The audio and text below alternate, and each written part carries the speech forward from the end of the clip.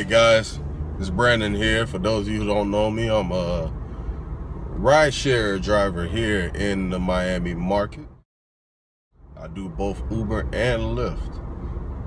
So check out my videos on the link at the end of this video. If you want to check out some of my other videos on Turo and as well as Uber and Lyft. Especially with the Uber app, the Lyft app, a lot of new updates, a lot of new things that they've introduced.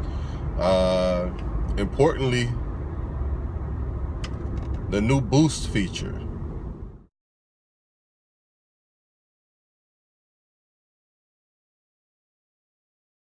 So basically, they have promotional days where they'll put a fixed surge between certain hours. So the surge might be, the boost might be 1.3, 1.4. I've seen 1.8. So that'll be the base fee. That'll be the base of what you would make. So, you know, but if the surge is still in effect. So if the surge goes over what that boost is, you will be taking the surge pricing instead of the boost pricing. So it's kind of like a win-win, but it's typically only been in certain areas like Miami Beach, downtown, Midtown area, and Wynwood. Especially seeing that it was recently spring break down here for the college kids and everybody was down here partying. Now, unfortunately, because I've been doing jury duty, I haven't been able to really dab in the boost that much. I did a little bit when it first started, but I haven't been able to take full advantage of it as of late. But it did make a difference. The boost seems to be a good idea. I mean, I don't see how with all these promotions recently that Uber is making money. It seems like, you know, it's looking better for the drivers. But I mean, for the most part, I feel like they should just boost the overall fare back up. I mean, they gave themselves a raise. Why not give the drivers a raise, a couple of cents? You know, but bolster it back up. You have a product that people want, and you can say all you want, because we're competing with Lyft. Long story short is, if you have a quality product, people are going to buy it regardless what the price is. Uber still had that competitive edge, because as much as people want to say, oh, I hate Uber, Uber is horrible, Uber is this, Uber is that, drivers are still driving and riders are still riding Uber.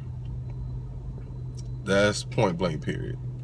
No, I don't care what market you're in, you still have riders. Even the ones that are complaining about Uber are still driving. Even the riders that are complaining about Uber are still riding. You know, they can complain all they want, but at the end of the day, you're getting the same quality product. You know, because most drivers are doing Lyft and Uber. Anyways, not to go off topic, back to the boost. Something else that I realized recently when I was looking at the promotions was that the boost has now, when it first started, it was only with Uber X and the Uber Pool. But now they have extended it to Uber XL, which is awesome for the XL drivers. Now, unfortunately, somebody that I know that was driving one of my vehicles crashed it.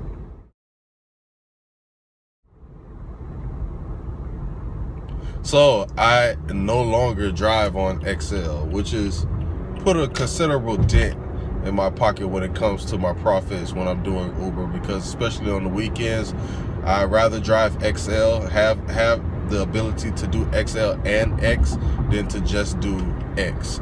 And because I'm gonna be honest, like I said in past videos, you know, I can't stand Uber Pool. I hate Uber Pool with a passion. Same thing with Lyft Line. The boost is pretty efficient. Typically, if you check your promotions tab in your area, it will let you know between what times the boost is active.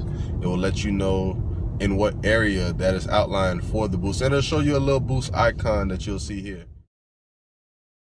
with the boost, you earn a little bit more, and it's worth the time to go out there during those hours. But downside about it is the boost is going to create high demand with the drivers, meaning you're going to have an influx of drivers trying to bombard that area to try to make money, which makes it more competitive, but at the same time it makes it harder for you to make money, because every 5 feet is going to be a freaking Uber driver.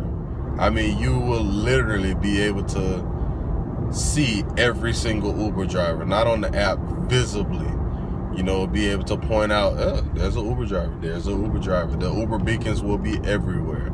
Every time you turn a corner, it will be nowhere that you can be where there would not be a Uber driver. Remember, the system works by proximity as far as which driver is the closest. So you have one passenger on a corner and you have 6 Uber drivers that are literally on the same corner. I mean, your odds of getting that ride are slim, you know, compared to if you go to a different area. Now, what I do say is, especially if you're on the Miami Beach area, drivers, particularly new drivers, tend to come to Miami Beach, and what do you think they do? They ride on Collins, they ride on Alton, and they ride on Washington. Those are the main streets that they stick to, because those are the streets that they know, because it's a straight up and down thing. So my advice to you drivers here in Miami is that if you do decide to go on the beach, especially during those late nights, you will make money just by hitting the side streets. Find you a spot. Maybe you can park, possibly. Sometimes I find nice little spots or something. Or sometimes I park in front of a hydrant. I'm not standing there. I don't just sit there, get out my car and park my car in front of the hydrant. I mean, I'm in my car. You know, so if a police car pulls up and tells me to move, I can move. Or if I'm parked in a no parking zone, you know, I can just roll off if I see a police car approaching.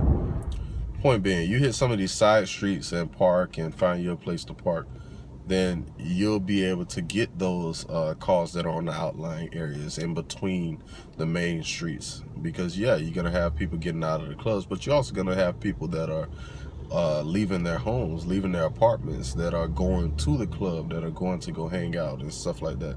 So I find it that I get a better chance of getting a ride that way than, you know, actually patrolling up and down